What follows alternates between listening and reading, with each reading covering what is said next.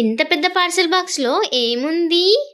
Pakodi, wow, లడ్డూలు. Welcome back to my channel Vani Vallesetti. ఇదైతే monthly cleaning అయిపోయిన తర్వాత నెక్స్ట్ డే అంటే మండే ఏం పెట్టలేదు, ట్యూస్డే పెట్టిన అనమాట. దీపము దేవుడి షెల్ఫ్ కూడా మొత్తం తీసి అవన్నీ దులిపేసి అది కూడా తుడిచేసి ఇంకా మంచిగా దీపం అయితే పెట్టిన అనమాట. అది కూడా మార్నింగే పెట్టిన, 8కి పెట్టిన అనుకుంటా. ఈ రూమ్ లోకి వచ్చిన స్టార్టింగ్ అయితే ఇంకా తొందరగా లేసేది, ఎందుకంటే అప్పుడు మా పాప ఇంకా బుడ్డిది కాబట్టి ఇంకా ఆమె లేచి డిస్టర్బెన్స్ చేస్తూ ఉండేది. అందుకని తను లేవకముందే ఇట్లా దీపం అయితే పెట్టుకునేదాన్ని. అఫ్ కోర్స్ ఇప్పుడు కూడా పిల్లలు లేవకముందే పెడతాను, బట్ కొంచెం లేట్ అవుతుంది అనమాట. టిఫిన్ తిన్న తర్వాత పిల్లలు స్కూల్కి, మా ఆయన అయితే డ్యూటీకి వెళ్ళిండు. ఇంకా దాని తర్వాత నేను కూడా తినేసి ఇంకా మళ్ళీ పనులు అయితే స్టార్ట్ చేసిన. ఫస్ట్ అయితే బట్టలు ఆరేస్తున్నా. ఈరోజు మీరు తమ్నేల్ అయితే చూసిరు కదా, ఎవరి గురించి చెప్పాలనుకుంటున్నా అంటే మా ఫ్రెండ్ అనమాట. నా పెళ్ళి కాకముందు, అంటే తనది కూడా ఇంకా కాలేదు, మా బీఎస్సీ అయిపోయింది అంతే. బీఎస్సీ అయిపోయింది, తనేమో హాస్పిటల్లో జాబ్ చేయడానికి జాయిన్ అయింది. నేనేమో కాలేజ్లో టీచింగ్ కోసం జాయిన్ అయినా. ఇంకా ఒక 1-2 మంత్స్కి, అంటే డిసెంబర్లో అయిపోతే జనవరిలో అనుకుంటా కాల్ చేసింది. అంటే అప్పుడప్పుడు మాట్లాడుతుంది కానీ ఇంకా సడన్గా కాల్ చేసి ఇట్లా పెళ్లి విషయం గురించి అడిగింది అనమాట. యాక్చువల్లీ తను ఉండేదైతే వాళ్ళ అమ్మమ్మ వాళ్ళు ఉండేది, వాళ్ళ ఊరు వేరే ఉండేది, మాత్రం ఇంకా చదువు కోసం అక్కడి నుంచే వచ్చేది కాలేజ్కి. అయితే తినకి పెళ్లి సంబంధం వచ్చింది కూడా ఆ ఊళ్ళో నుంచే. వాళ్ళ అమ్మమ్మ వాళ్ళకైతే తెలుసు చిన్నప్పటి నుంచి, అంటే ఫస్ట్ నుంచి తనని చూస్తూ ఉండేవారంట.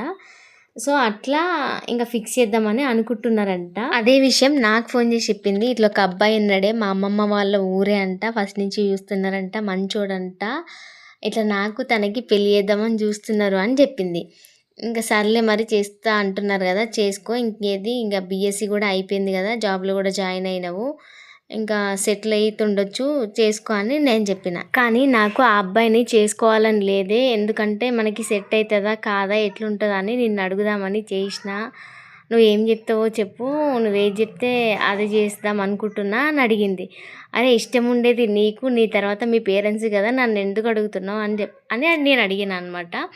తను ఏం చెప్పిందంటే, తను ఏం చదువుకోలేదు, జాబ్ అయితే చేయట్లేడు, ఊళ్ళోనే ఉండి వ్యవసాయం అయితే చేస్తాడంట, అందుకని అడుగుతున్నా, నాకు కూడా ఎట్లనో ఉంది, అటు ఇటుగా ఉంది, చేసుకోవాలా వద్ద డౌట్లో ఉన్నాను, అందుకే నేను అడుగుతున్నాను, ఒకసారి చెప్పు ఏం చెప్పాలనుకుంటున్నావు అని అడిగింది అనమాట. మీరైతే లాస్ట్ వరకు చూడండి, వీడియో నచ్చితే ఒక లైక్ ఇచ్చి ఛానల్ని సబ్స్క్రైబ్ చేసుకొని సపోర్ట్ చేయండి. దీనికంటే ముందు నేను ఒక ఇన్సిడెంట్స్ గురించి విన్నా. అదేంటంటే, ఒక సాఫ్ట్వేర్ జాబ్ చేసే అతను ఒక టీచింగ్ చేసే అమ్మాయిని చేసుకొని ఇంకా దాని తర్వాత ఆ అమ్మాయిని జాబ్కి పంపకుండా, బయటికి వెళ్ళకుండా రూమ్లో వేసి హరాస్ చేస్తున్నాడు అని విన్నాను. అది కూడా నాకు మా మేడం ద్వారా తెలిసిందనమాట. సో చదువుకున్న వాళ్ళకంటే చదువుకున్న వాళ్ళు చాలా బెటర్ అని ఇది ఇంకొక విషయంలో అర్థమైందనమాట. నేను ఫైనల్గా ఒకటే చెప్పిన, ఫస్ట్ నుంచి మీ అమ్మమ్మ వాళ్ళు తనని చూస్తున్నారు కాబట్టి తను ఎలాంటి వాడు, తన బిహేవియర్ అంతా వాళ్ళకి తెలిసే ఉంటుంది, ఊళ్ళో వాళ్ళని కూడా కనుక్కొని ఉంటారు కదా. సో నీకు కూడా నచ్చి వాళ్ళకి గనుక నచ్చితే ఖచ్చితంగా చేసుకో, జాబ్ అనేది ఇంపార్టెంట్. ఇంకా చెప్పాలంటే జాబర్స్ కంటే వ్యవసాయం చేసే వాళ్ళకి కష్టం విలువ, పైసా విలువ తెలుస్తుంది, ఎలా కష్టపడాలో తెలుస్తుంది, కష్టపడిన దాన్ని ఎలా దాచిపెట్టుకోవాలో కూడా తెలుస్తుంది. అందుకని ఖచ్చితంగా నువ్వైతే చేసుకో, అబ్బాయి కనుక నీకు నచ్చితే అని అయితే ఒక మాట చెప్పిన నేను. ఇంకా ఫైనల్గా మ్యారేజ్ అయితే అయిపోయింది. తనది 2018లో జనవరిలో అయిందనుకుంటా. దాని తర్వాత మా మ్యారేజ్ అయింది. తను ఇప్పుడు వెల్ సెటిల్డ్ అనమాట. ఎందుకు చెప్తున్నాను ఇదంతా అంటే, ఇంకెవరైనా అలాంటి వాళ్ళు ఉంటే, ఇంకా అలా భయపడుతున్న వాళ్ళు ఎవరైనా ఉంటే యూజ్ అవుతుందని ఇదైతే చెప్పిన అనమాట. ఇప్పుడు వాళ్ళైతే చాలా హ్యాపీగా ఉన్నారు. వాళ్ళకైతే 2 బాబులు, అన్నయ్య వ్యవసాయమే చేస్తున్నాడు, తనైతే జాబ్ చేసి మానేసింది, ఇంకేదో చేస్తున్నది. ఖచ్చితంగా తను కూడా ఒక మంచి జాబ్లో సెటిల్ అవుతుందనే హోప్ అయితే నాకున్నదనమాట. సో ఇక్కడ నేనైతే మార్నింగ్ నుంచి నైట్ వరకు నేను ఏం చేసినా అదే మీకు చూపిస్తున్నాను అనమాట. ఇక్కడ నేను క్లాత్ని వాష్ చేస్తున్నా. అది ఏ క్లాత్ అంటే, దేవుడి షెల్ఫ్ మార్నింగ్ తుడిచిన కదా, కొంచెం కుంకుమ పసుపు ఉంటుంది, అది నాకు నార్మల్గా అంటే సింకులు అట్లా ఇట్లా కడగడం ఇష్టం ఉండదు, ఇట్లా చెట్ల దగ్గరనే కడుగుతా అనమాట. అందుకని ఇక్కడ వచ్చి కడుగుతున్నా. అది కూడా వంట చేసే మధ్యలో ఇంకేమైనా పనులు ఉంటే చేస్తా, అంటే టిఫిన్కి ఏమైనా నానబెట్టాలంటే నానబెడతా, ఇంకేమైనా బట్టలు మడత పెట్టడం, ఇంక ఇట్లాంటివి ఏమైనా ఉంటే చేస్తా అనమాట. ఇక్కడ నేనైతే కర్రీ చేస్తున్నా, క్యాబేజీ కర్రీ. అది ఫస్ట్ నేను కొంచెం ఉడకబెట్టిన అనమాట. ఇట్లా ఉడకబెడితే ఇట్లా ఫ్రై చేయడానికి కొంచెం తొందర అవుతుంది కదా. ఇంకా నార్మల్గా ఫ్రై చేస్తే కొంచెం అడుగంటినట్టు ఉంటుంది, అది కూడా టైం ఎక్కువ పట్టినట్టు అనిపిస్తుంది. కొంచెం ఉడకబెట్టిన అనుకో, ఇంకా ఉడకబెట్టే టైంలో ఇంకా వేరే పని ఏమైనా చేసుకోవచ్చు అనేసి అట్లా ఉడకబెట్టి చేస్తా. మరి మీరు ఎట్లా చేస్తారో నాకైతే చెప్పేసేయండి. ఇంక ఇక్కడ మా ఓడికి లంచ్ బాక్స్ పెట్టే టైం కూడా అయింది. నేనైతే వంట మార్నింగ్ పనులు అయిపోయినాకనే చేస్తా.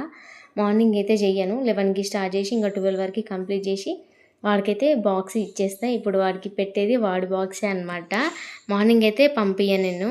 రీజన్ అయితే అదే అనమాట, చెయ్యను కాబట్టి ఇంకా ఈ టైంలోనే చేసి బాక్స్ అయితే పంపిస్తాను. ఎందుకంటే స్కూల్ దగ్గర ఉంటుంది కాబట్టి. ఇక్కడ మీరు గమనించారా, అన్నం గిన్నె పైన వాటర్ పెట్టి వాటర్ని అయితే హీట్ చేస్తున్నా. నేను హీట్ వాటర్ అంటే డైలీ మేము హాట్ వాటర్ తాగుతాము, బట్ గ్యాస్తో మాత్రం అస్సలు హీట్ చేయను. అలా అని కెటిల్ని కూడా యూజ్ చెయ్యను. ఖచ్చితంగా ఇట్లనే హీట్ చేసుకుంటా రోజు. ఏదైనా పాలు వేడి చేసినా కూడా దాని మీద మంచిగా ఫ్లాట్ ఉండే మూత పెట్టి అయితే వాటర్ని ఈజీగా హీట్ చేసుకొని తాగొచ్చు అనమాట. అట్లా మనకి గ్యాస్ సేవ్ అవుతుంది, ఒక్కొక్కసారి కరెంట్ కూడా సేవ్ అవుతుంది. ఎవరికైనా హెల్ప్ అవుతుందని చెప్తున్నా. ఇంకా మా బుడ్డది స్కూల్ అయిపోయి ఇంటికి కూడా వచ్చిందనమాట. 12:30 వరకే ఉంటుంది స్కూల్. యాక్చువల్లీ ఈవినింగ్ వరకు ఉంటుంది, కానీ మేమైతే ఆఫ్టర్నూనే తీసుకొచ్చేస్తాము లంచ్ వరకు. ఇంకా అందుకని వచ్చి రాగానే ఈ పార్సెల్ చూస్తుంది. ఇదైతే వంట చేసేటప్పుడే వచ్చింది, కానీ నేనైతే ఓపెన్ చేయలేదు. ఆడుకోవడానికి బయటికి తీసుకుపోయినప్పుడల్లా పక్కన వాళ్ళ సైకిల్ తీసుకొని ఆడుతుంది అనమాట. సేమ్ సైకిల్ ఉన్నది వాళ్ళ ఇంట్లో. ఇంకా పోతున్నది వాళ్ళది తీసుకొని ఆడుతున్నది. ఎంత వదిలి రమ్మన్నా కూడా ఇంకా ఏడిపోయి స్టార్ట్ చేస్తుంది. ఇంకా మంచిగానే ఆడుతుంది కదా దాంతో అనేసి అయితే ఈ సైకిల్ తీసుకున్నాము.